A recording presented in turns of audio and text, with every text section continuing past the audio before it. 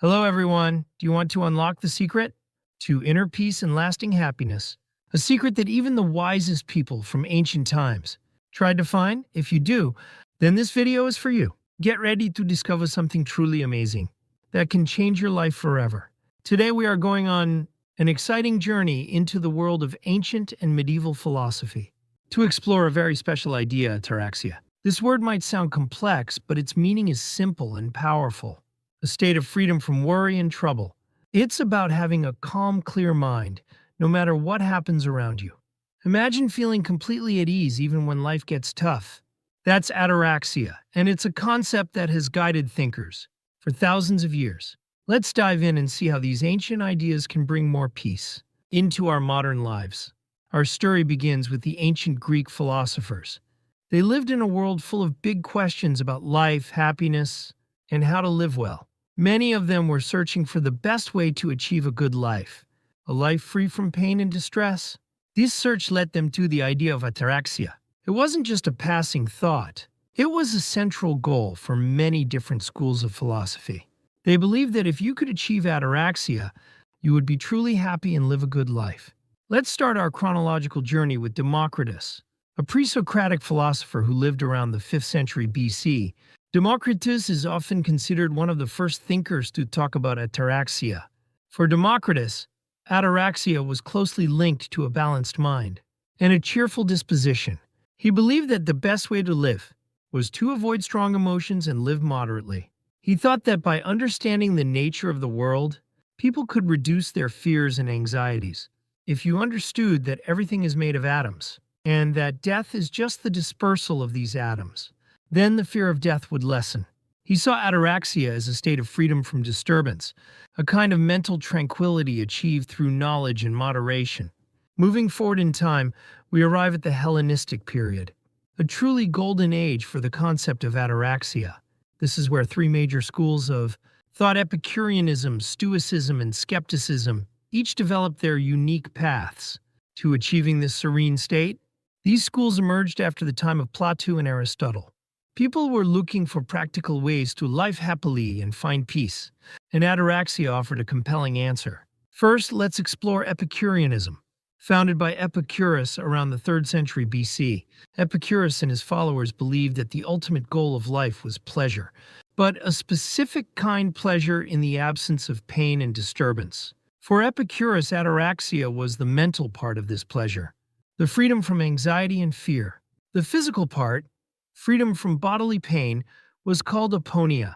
Epicurus taught that we should try to minimize pain and maximize natural and necessary pleasures, like good friendship and simple meals. He also taught that understanding the nature of the universe, particularly that the gods don't care about human affairs, and that death is simply the end of sensation, could free us from fear.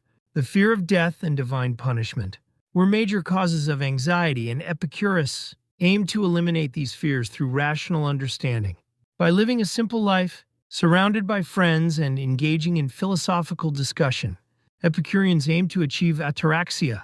They believed that the key was to live quietly, avoid politics, and focus on what you can control your own desires and fears. Next, we turn to Stoicism, another powerful philosophy that flourished around the same time. Starting with Zeno of Citium. For Stoics, ataraxia was also a central goal, but they called it apatheia, meaning freedom from strong, disturbing emotions, not a lack of emotion. Stoics believed that true happiness comes from living in accordance with nature and reason. They taught that we cannot control external events, but we can always control our reactions to them. The key to ataraxia, or apatheia in Stoicism, was to cultivate virtue, wisdom, and self-control. They focused on accepting what is beyond our control and focusing only on what is within our control, our thoughts, judgments, and actions. By practicing self-discipline and understanding the universe's natural order, a Stoic aimed to remain calm and rational in the face of any challenge. They believed that emotions like fear, anger, and grief were often caused by irrational judgments, and that by correcting these, one could achieve inner tranquility. For example, if someone insults you, a Stoic would analyze whether the insult is true or just an opinion. If it's just an opinion, why let it disturb your peace? The goal was to be like a rock in a storm, unmoved by external events. Find the Hellenistic period we have skepticism, particularly as practiced by Pyrrho of Elis and later by Sextus Empiricus. The skeptics' path to ataraxia was different. They believed that true knowledge about the nature of reality is impossible to obtain because we can never be certain about anything. The best approach is to suspend judgment, a practice they called epoche. By refraining from making strong claims or beliefs, one could avoid the mental distress that comes from constantly trying to prove or disprove things. For the skeptics, endless debates and the frustration of not knowing for sure were major sources of anxiety. By simply saying, "I don't know," and not committing to any particular dogma, they found a way to achieve ataraxia. It was a liberation from the burden of certainty, leading to a calm and untroubled mind. They didn't claim that nothing exists. They just claimed that we can't know for sure how things truly are. So it's best to reserve judgment and find peace in that suspension. As we move from ancient times into the medieval period, the concept of ataraxia became less central in Western thought. The rise of Christianity profoundly changed the intellectual landscape. Medieval philosophy was heavily influenced by religious theology, and the focus shifted from achieving an earthly state of tranquility to seeking salvation and eternal bliss in the afterlife.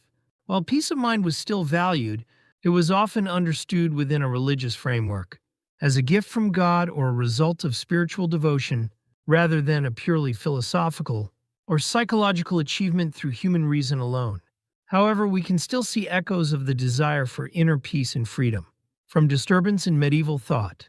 For instance, monastic life, with its emphasis on contemplation, prayer, and detachment from worldly concerns, aimed at a form of spiritual tranquility that shares some similarities with ataraxia. Thinkers like St. Augustine and Thomas Aquinas, while not using the term ataraxia, discussed concepts like peace of conscience and the tranquility of order, which align with the underlying human need for an untroubled mind. Their peace came from faith, aligning one's will with God's will and the hope of ultimate beatitude. So, while the term itself and its specific philosophical pathways changed, the human desire for a peaceful and untroubled existence continued to be a central theme, reinterpreted through a different lens. Wow, what an incredible journey we've had exploring the profound idea of ataraxia through the minds of ancient and medieval philosophers, from Democritus's early ideas of a balanced mind to Epicurus's freedom from fear and anxiety, the Stoics' mastery over emotions, and the skeptics' suspension of judgment. We've seen how different thinkers tried to find lasting peace. Even though medieval times saw a shift towards religious peace, the core human desire for tranquility remained. Understanding ataraxia is not just about history. It's about finding practical wisdom for our own lives. In our busy modern world, the pursuit of a calm and untroubled mind is more relevant than ever.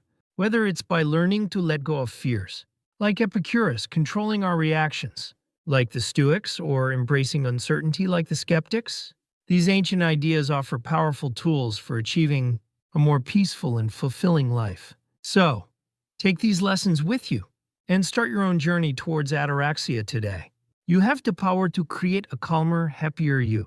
Here are 50 important English vocabulary words from this script, with their Korean explanations. Unlock 잠금을 해제하다. Secret 비밀. Inner peace 내면의 평화. Lasting happiness 지속적인 행복. Resist 가장 현명한. Ancient times 고대시대. Discover 발견하다. Amazing 놀라운. Change your life 당신의 삶을 변화시키다. Journey 여정. Philosophy 철학. Special idea 특별한 생각. 아타락시아 마음의 평온. 걱정 없는 상태. Complex 복잡한. Simple 단순한. Powerful 강력한. Freedom from worry. 걱정으로부터의 자유. Calm 고요한. Clear mind 맑은 정신. At ease 편안한. Tough 힘든. Guided 안내했다. Thinkers 사상가들. Type in 뛰어들다. Ancient Greek 고대 그리스. Questions 질문들. Good life 좋은 삶. Pain 고통. Distress go room.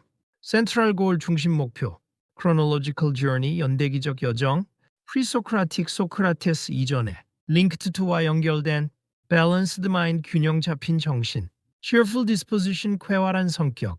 Moderately 적당히. Atomic theory 원자론. Reduce 훌리다. Fears 두려움. Anxieties 불안감.